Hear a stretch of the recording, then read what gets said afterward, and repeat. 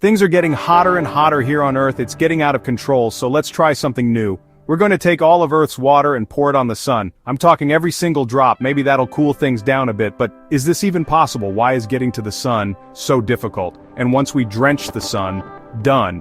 What would happen to life on Earth? This is what if, and here's what would happen if we poured all of Earth's water on the sun. Okay, before we go about gathering all the water on Earth, shipping it to the sun and pouring it on top of our burning star, we need to look at the magnitude of what we're up against. The sun is the most massive thing in our solar system, a big ball of burning high 1.3 million times the size of Earth. It's so hot that it's like 15 billion atom bombs exploding every second. It's got a temperature of 5,600 DC. Okay, it's not actually a big ball of burning hydrogen. About 70% of the sun is hydrogen, and then 28% is helium. The other 2% is comprised of carbon, nitrogen, oxygen, and other elements. The sun is super far away. It's about 400 times further away than the moon. That's about 150 million km away. For reference, the circumference of the Earth is just 40,000 kilometers. So, talking about being a long road trip or space trip, and it's no ordinary fire that burns inside the sun. The huge amounts of heat and light that are given off come from nuclear fusion reactions. We come back to that later. But this is the fire that we're tasked to put out. It's not just that the sun is hot, it's like a ticking time bomb. The sun is getting hotter and hotter every second. So maybe you're wondering, is that what's causing global warming? Well, no, that's still being caused by us humans and the carbon dioxide we release into the atmosphere. Sure, the sun is getting hotter, but only about 1 degree every 100 million years. Okay, let's be real, things are getting a lot steamier on our blue marble. So maybe instead of getting rid of fossil fuels, we can just turn the sun's thermostat down, and this is how you're going to do it, by taking all the water on Earth and pouring it on top of the sun. Kind of like the ice bucket challenge, but more of a cosmic scale. Maybe that'll make the sun a little cooler. And if that doesn't work out, we've got one more trick up our sleeve. Tell you about that later. The first thing we need to figure out is how much water there is on Earth. Earth's 71% of the planet's surface is covered in water, which is about 1.3 billion cubic km worth. That's 554 trillion Olympic-sized swimming pools. Safe to say that's a lot of water. Okay, so now you've got to handle on some of the awesome power of the sun and the enormous water resources on Earth. It's time to get started. Why don't we test our theory with something a little bit smaller, instead of all of Earth's water? Let's start by shipping just a single glass, 250 milliliters, 8 ounces. This should be a lot more doable and less resource intensive. Before we take off, the first thing we need to figure out is our spacecraft for this mission. We're going to be using the Parker Solar Probe. This ship is about the size of a horse and weighs 555 kilograms. Sure, adding a small glass of water to the ship won't hurt. In 2018, the Parker Solar Probe traveled the closest a ship has ever been near the sun. And for this mission we're getting real up close and personal. Well, sort of at its closest, the ship will still be 6.2 million kilometers from the sun. Wait a minute, NASA, can't you get any closer? No, NASA says it's super hard getting to the sun, and it takes 55 times more energy to get to the sun than Mars. Tell you why in a second. As the probe takes off, the weirdest thing will happen. It'll shoot backward instead of forward. This is because the Earth is traveling very fast around the sun at 107,000 kilometers per hour. To shoot something to the sun, you need to account for the Earth's momentum. So instead of launching forward, it launches backward and ends up going sideways until it reaches our star. Simplest way to think about it is kind of like when you take the wind into account when you're throwing a frisbee. Not that I'm any good at that. Okay, since the probe will take a while to get to the sun, let's fast forward a few years to where the probe is now in place as close as it can get to the sun, and a robotic arm comes out, turns the water upside down right on top of the sun. Well, in milliseconds, with a brief hissing sound, the water just turns into vapor. Absolutely no change to the sun. Well, actually, if we get a measurement from the Parker probe, it seems the sun is a microscopic bit heavier, but the sun was going to get doused and get lighter. Okay, well, maybe the probe got the measurements wrong. Okay, time for your second attempt. Only this time you're going to get serious. No messing around with a wee glass of water. Admit it, that got us absolutely nowhere. This time we're taking an entire lake from Earth and dumping it on the sun. Let's take Lake Superior. This lake is massive in terms of surface area. It's the largest lake in the world in terms of volume of water. It's the third largest. If you took all the water from Lake Superior and poured it over North and South America, we'd all be standing in 30 centimeters of water, 1 foot of water. So how are we going to drain this lake? Well, first we've got to assume that we've got permission from the federal governments of Canada and the United States. After that's done, we dig a drainage channel and connect it to a pipeline. that'll take it all the way to our starships, located at SpaceX headquarters in Texas. Yeah, you're gonna need a bunch of those to launch all this water in the sun, but how long does it take to construct a pipeline? Well, could take anywhere from 5 to 10 years. We don't have time for that. Maybe we can borrow an existing oil and gas pipeline, a pipeline that carries 3 million barrels of oil a day. We could repurpose it to carry the water. Well, let's see, that would still take about 70,000 years to transport all the water. That's a problem, okay? The pipeline method, way too slow. We need a better idea. What if you used a really powerful pump instead, the most powerful pump on Earth, which you'll import from the Netherlands, the Nijhuis pump? It can pump 1,200 cubic m a second at that rate. It would pump 1 cubic kilometer in about 10 days, then you'll pump the water into huge tanker trucks. The biggest are the large-scale construction tankers. Those trucks carry 227,000 L of water at a time. Now we got the right idea, so if you installed this pump on Lake Superior, how long would it take to get all the water out? Well, Lake Superior has 12,100 cubic km of water pumping that would take 121,000 days, 320 years. Still a lot of time, but better than 70,000 years, I guess. So let's multiply the pumps. Let's use 320 of them and cut the time down to 1 year. That sounds like a plan. Even better if you're willing to spill some cash. We'll build 960 pumps and get it done in 4 months, and then there's another thing we have to figure out. How much is pumping all this water going to cost us?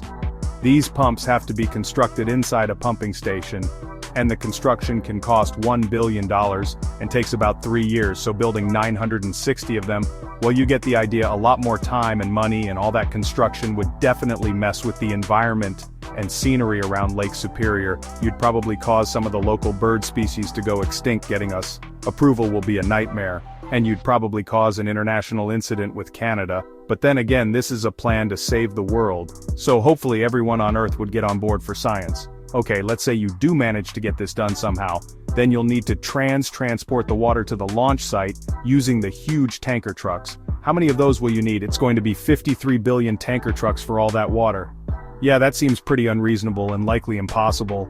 Alright, I hate to admit it, but this pump and tanker truck method is going to be a no-oh. But, you know what, instead of moving this massive water from the Canadian border all the way to Texas, why don't we just move the launch site? The water rockets directly from Lake Superior. Building a rocket launch site would take a lot less time and money than moving all this water. We'll pipe the water from the lake right into our starships. That should work right. If we don't plan on bringing our starships home, they have a payload capacity of 250 metric tons. How many ships would we need to deliver all this water? The answer is, of course, 48 billion of them. Okay, it's going to be tough even to build this many ships, but let's say we did it somehow. Then we'd start launching them from 1,000 rocket sites on a crazy schedule every 3 seconds around the clock for 4 years. But we're going to have to fuel these starships as well to get to orbit. They use 1,000 tons of methane and 4,000 tons of liquid oxygen to fuel all these ships. That's 48 trillion tons of methane and 192 trillion tons of oxygen, and we need even more fuel than that to get to the sun. Well, let's just assume that we do it somehow. Our starships are taking off one by one as the starships get closer to the sun. They're heating up. The temperature in this region is around 500,000 DC. The Parker probe was equipped with special heat shield technology, but our starships can't withstand the heat. They start to melt, and all that water, yeah, it's become water. Vapor mist, darn it. Spectacular failure. We were so close right now for a different outside-the-box strategy. What if we connected a giant hose and aimed it straight at the sun? This is a super advanced mega project that's never been done before.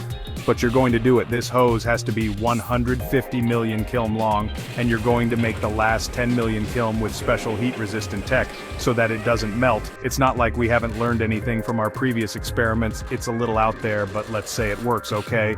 Lake Superior is draining into a giant hose powered by a massive nuclear reactor. You're shooting all that water from the lake directly into the sun. Since you're doing this from Earth, you'll have to wait to get a reading back from the trusty Parker probe that's circling the sun. It'll report what's going on up there. As the water is hitting the sun, something incredibly strange is happening. The sun is actually burning a little brighter. It's almost as if you threw extra fuel into this fiery giant. What's going on here?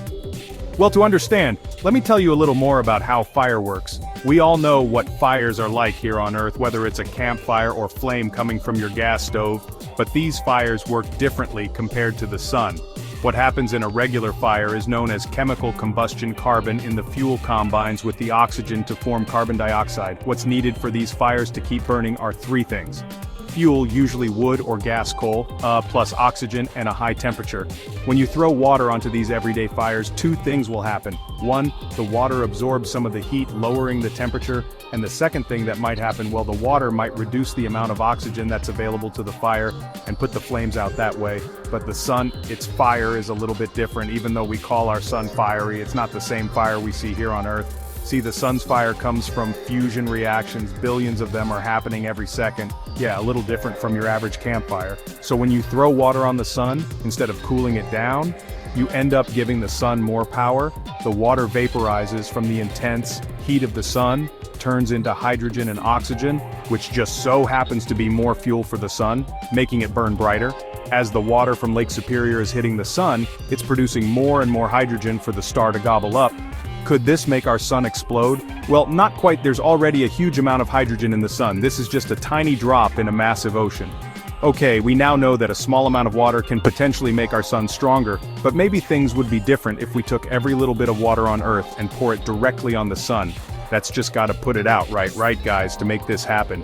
You're going to have to drain the oceans. They make up 97% of Earth's water, and you're not going to bother with starships and tanker trucks or even a hose. You're going to build a portal from the Earth to the sun. Let's fast forward how we get to this technology and start building. We start at the deepest spot in the ocean, Challenger. Deep 11 kilometers below sea level, situated in the Mariana Trench. It's pretty hard to construct anything down there. The water pressure is intense. It's more than 1,000 times the pressure at sea level, so we'll just make a portal that's 10 m wide, but with a portal this size it's going to take hundreds of thousands of years to drain the ocean. At this rate, the water level will drop by less than 1 centimeter per day. Problem is that the ocean is just so large and this hole is just too small. Okay, so let's make this hole wider or dig a few more portals and arrange them at different spots over the sun right now. All the water from Earth's oceans is draining out and getting poured over our star. You get a new readout from the Parker probe. What's happening 150 million kilometers away? Not much. So what is the Parker probe getting this right? All that water you drained out, all of it vaporized as it got closer to the sun? The extra hydrogen increased the sun's mass, but even now, with all the water from all the oceans on Earth, the sun's mass has increased just a tiny amount. Because even though that was a lot of water, it was only 0.02% of Earth's weight. Think about it, the sun has 330,000 times Earth's mass. So that amount of additional hydrogen, nothing more than a SP flash of fuel for the sun. GH, now you've used up all the water in the oceans. For this experiment, our blue marble is looking pretty brown. What's going to happen to Earth? Things are now a disaster on our home planet. The ocean's now a mass graveyard. Millions of fish, big and small, from tiny plankton to massive sharks, are all dead. All because you wanted to see if you could douse the sun. Humans are in an absolute state of panic. They're frantically calculating how much water is left in the icebergs and in freshwater lakes. How long can that sustain the planet? Thank heavens you left 3% of the water behind. That's 11 million cubic kilm. And we humans use about 5,000 cubic kilom a year for all our activities. But wait a minute, we don't melt icebergs for water. We use groundwater and fresh water. So scratch that 11 million. The fresh water in the lakes is just 93,000 cubic kilm. That won't even last 20 years. Plus it's getting super hot with the oceans dried up. Water isn't able to play the important role it does in our climate. There are no ocean currents to carry heat away and spread it across the globe. No place for all our carbon to go. Total disruption of our cycle of rainfall, forest fires everywhere with rain. Cycles, disrupted plants will die out and animals will follow. It's a climate crisis, an ecological crisis, and a water crisis all happening at once. I guess the problem we were trying to solve initially got even worse. With our efforts, temperatures would rise to 67 degrees C, that's 150 degrees F. If humans are to survive this crazy heat, we're going to have to change our way of life drastically, hide out in Antarctica, or live in underground bunkers. The grim reality would be that without oceans to get a water cycle going and without plants, life on Earth would be over still. On the bright side, you did find out that throwing all this ocean water at the sun won't extinguish it. Guess that's something science. Okay, Earth is a mess, but you're still curious about one thing and you have one last move you want to try, and now it's so hot that you think it's worth it to get the sun to cool down just a little. What if you threw a ball of water the size of the sun at our sun? What would happen then? I know that sounds nearly impossible. Where would you get a sun-sized ball of water from anyway? Well, I'm not sure. There's definitely not that much water. even if we collected all the H2O in our solar system because the sun has 99.8% of the solar system's mass. But let's assume that somehow we got this massive ball of water together before we get to the sun's reaction. Let's look at this giant ball of water contains about 1 billion times all the water that's currently on Earth. I mean, that was on Earth before you drained it away, since water is in contact with space. Something weird happens on the surface in the vacuum of space. There's zero pressure, so the water boils, becoming water vapor. But then, because the temperature is so low, the water vapor freezes almost immediately into ice crystals. If you look at this big ball of water in the sky, there'll be a huge vapor cloud around it. As this evaporation and freezing happens, a ball of water this big will also exert a huge amount of pressure on its core. As a result of this intense gravitational pressure, it'll begin to collapse in on itself.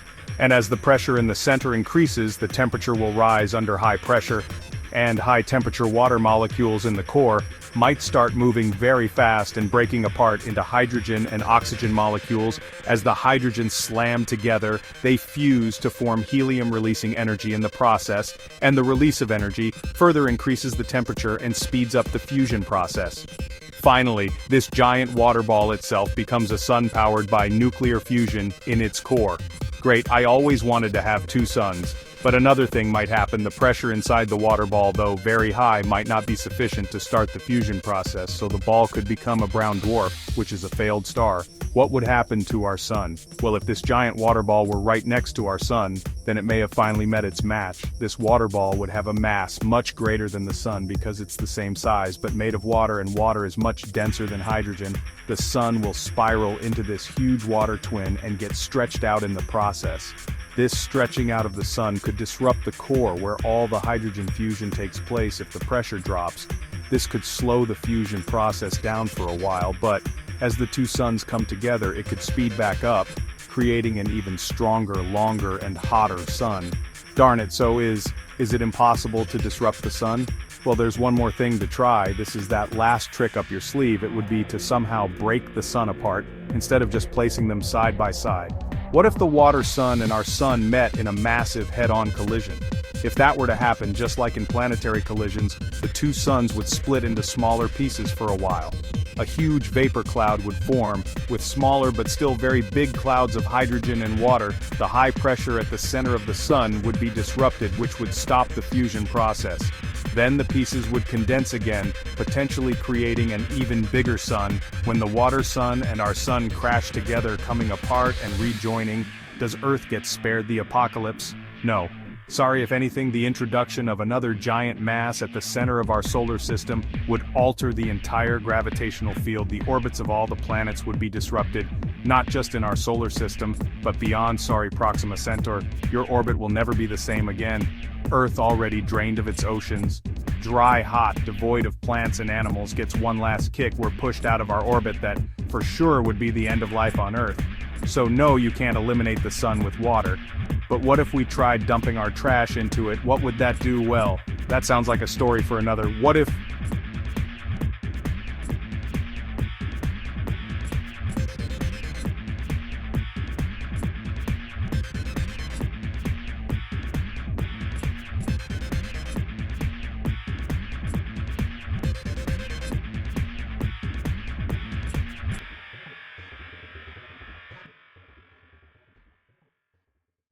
So no, you can't eliminate the sun with water.